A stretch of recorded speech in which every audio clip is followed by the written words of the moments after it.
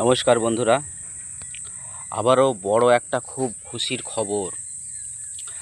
বন্ধুরা শুনলে কিন্তু অবাক হবে।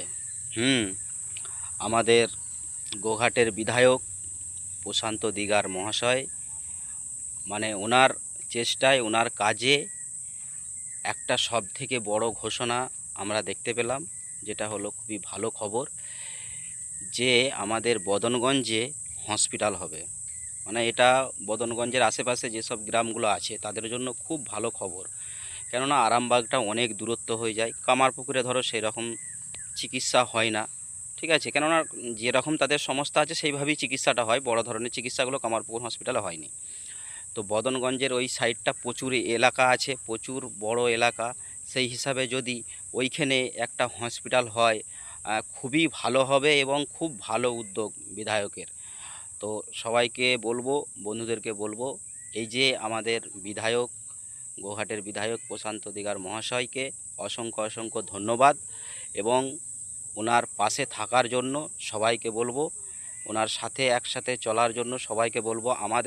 আমরা শুধু দেখব কি, আমরা পাবলিক, আমরা দেখব যে আমাদের নেতা মন্ত্রীরা কিভাবে কাজকর্ম করছে, কোন ভালো কাজ হচ্ছে। যেমন এই যে দেখো, একটা খুব খুশির খবর বার্তা দিয়েছে যে বদনগঞ্জে হসপিটাল হবে।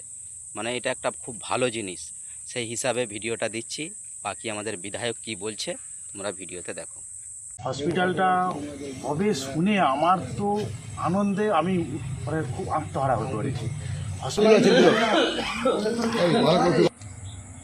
গোঘাট 2 নম্বর ব্লকের ফুলি ডল্লেশ্বর বাবার দর্শন করে বদনগঞ্জে হাসপাতাল নির্মাণ নিয়ে আলোচনা করলেন বিধায়ক প্রশান্ত দিগার জমিদাতাদের নিয়ে।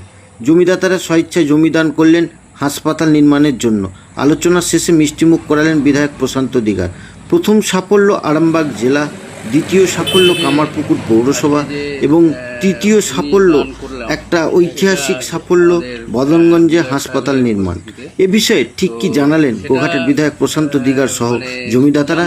দেখতে থাকুন এমডি নিউজ, সবার আগে সব সময়। অনুপ্রেরণা বলতে হয়, আমাদের পূর্বপুরুষরা ঠিক যেইভাবে করে গেছেন, আরও যদি আমরা ইতিহাস খুঁজি তাতে দেখতে পাবো আমাদের পূর্বপুরুষরা এদিকে সেদিকে তৎকালীন সময়ে কিছু না কিছু এরকম প্রতিষ্ঠানের জন্য করে গেছেন। যেমন ছোট্ট করে একটুখানি বলি, যেমন হাটপুকুরের স্কুল, এই স্কুলে আমাদের মণ্ডল পরিবারেরই খানিকটা, আমাদেরই পরিবারের আমারই এক কাকা ওইখানে ভূমিদান করে গেছে, তবে ওই স্কুলটা পরিপূর্ণভাবে গড়ে উঠেছে।